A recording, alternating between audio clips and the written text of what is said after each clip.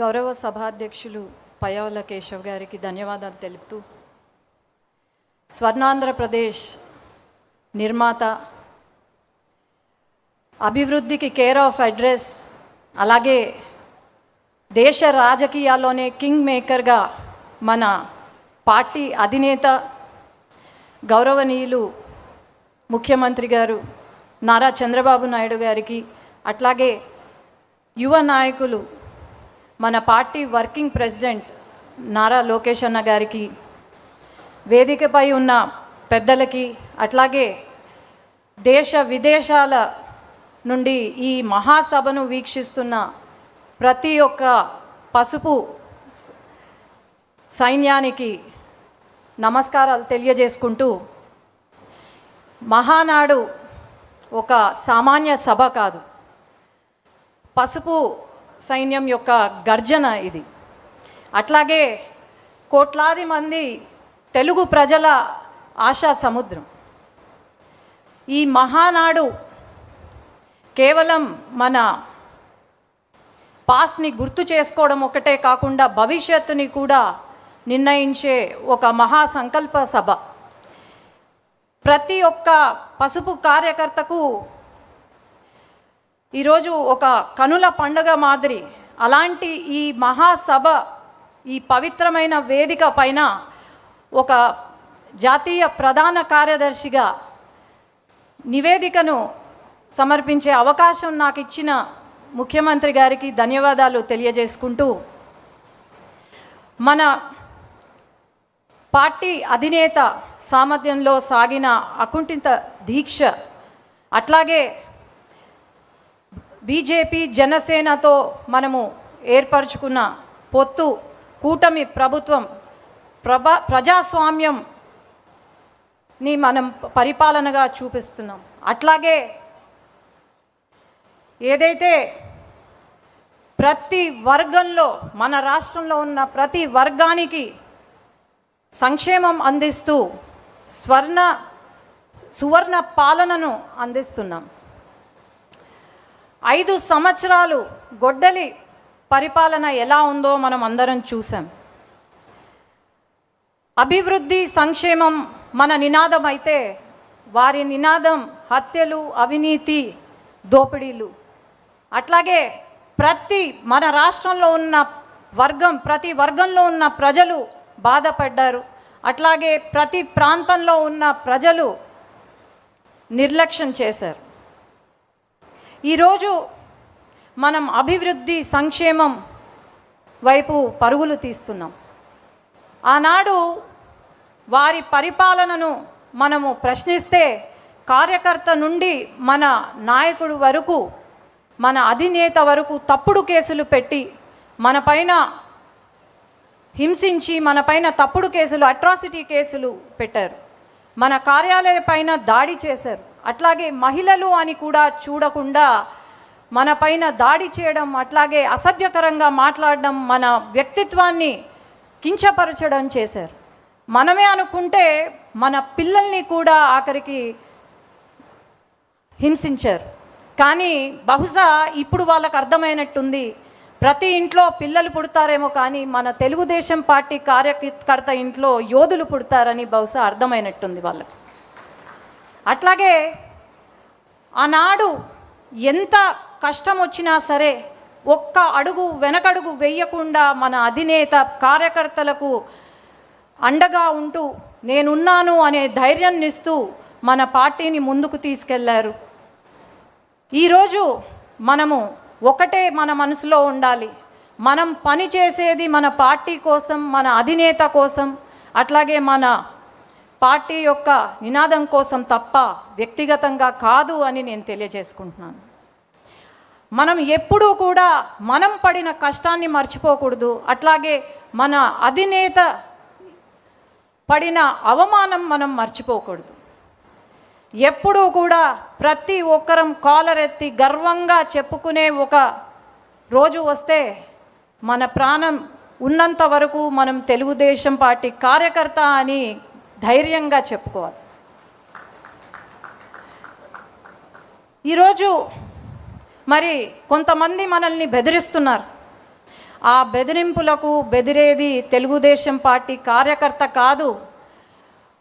గుండెల్లో భయం లేదు, కేవలం పసుపు రక్తం ఉందని మనం ధైర్యంగా చెప్పుకోగలుగుతున్నాం. ఈరోజు బెదిరిస్తున్నారు అంటే మనం చెప్పాల్సింది ఒకటే, మనము మన కార్యకర్తగా వెనగడుగు వేసేది లేదు, తల దించేది లేదు, వెన్ను వంచేది లేదు. మనం ఒకవేళ వెను వంచినా లేకపోతే తల దించినా అది కేవలం నా జెండా కట్టడానికే తప్ప ఇంకేమీ కాదు.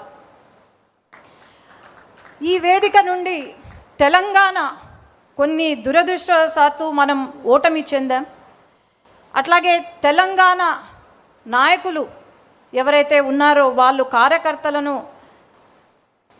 కలిసిమెలిసి ప్రయాణం చేస్తూ అక్కడ అట్లాగే ప్రతి క్షణం మన సమస్యలపైన, తెలంగాణ రాష్ట్రంలో ఉన్న సమస్యలపైన పోరాడుతూ ఉన్న మన నాయకులను ఈ సభ ద్వారా అభినందన చేస్తున్నాం.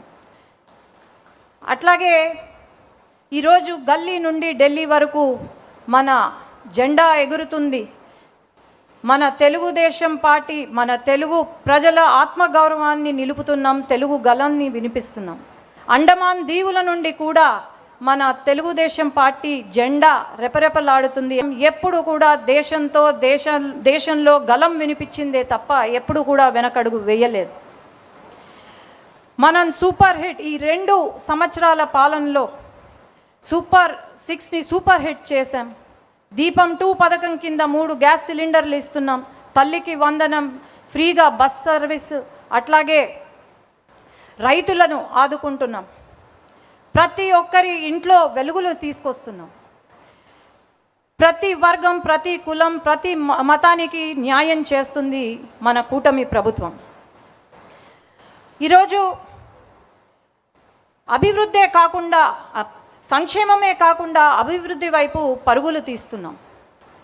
నారా లోకేష్ అన్న గారి కోరిక 24 లక్షల జాబులు యువతకు అందించాలని, ఆ కోరిక కూడా త్వరలో నెరవేరబోతుంది. యువత భవిష్యత్తు అంటనే గుర్తుకొచ్చే పేరు నారా లోకేష్ అన్న. అట్లాగే తెలుగుదేశం సింహానికి శక్తి గర్జన ఎలా అవుతుందో మన తెలుగుదేశం పార్టీకి శక్తి నారా లోకేష్ అన్న అని నేను గర్వంగా చెప్పుకోగలుగుతున్నాను. ఈరోజు రాష్ట్రంలో 2 సంవత్సరాల కాలంలో 23 లక్షల కోట్లతో పెట్టుబడులు తీసుకొచ్చాం. దాదాపు 800 పైన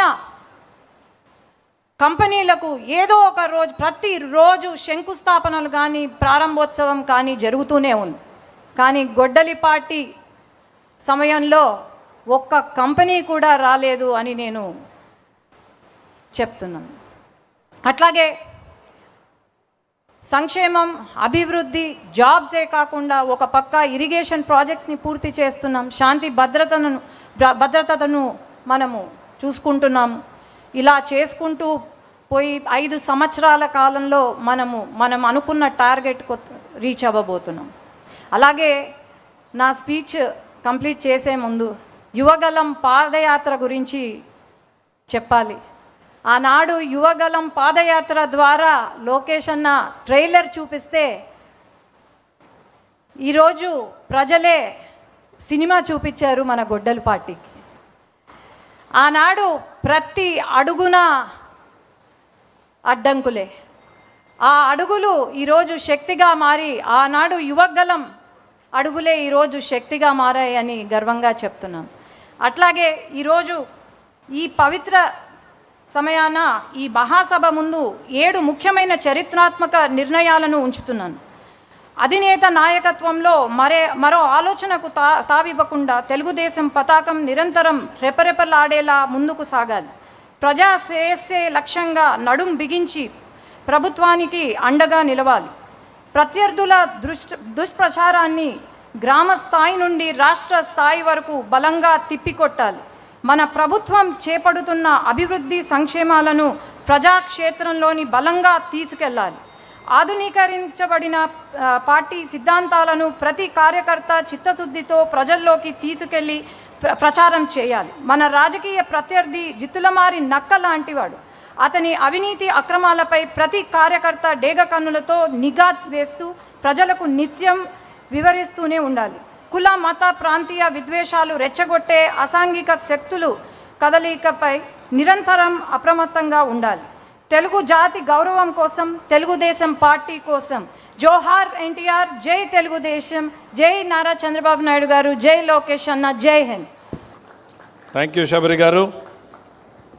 మీ అందరికీ ఓ బెల్ వినిపించింది. ఏంటా బెల్ అనుకుంటున్నారేమో.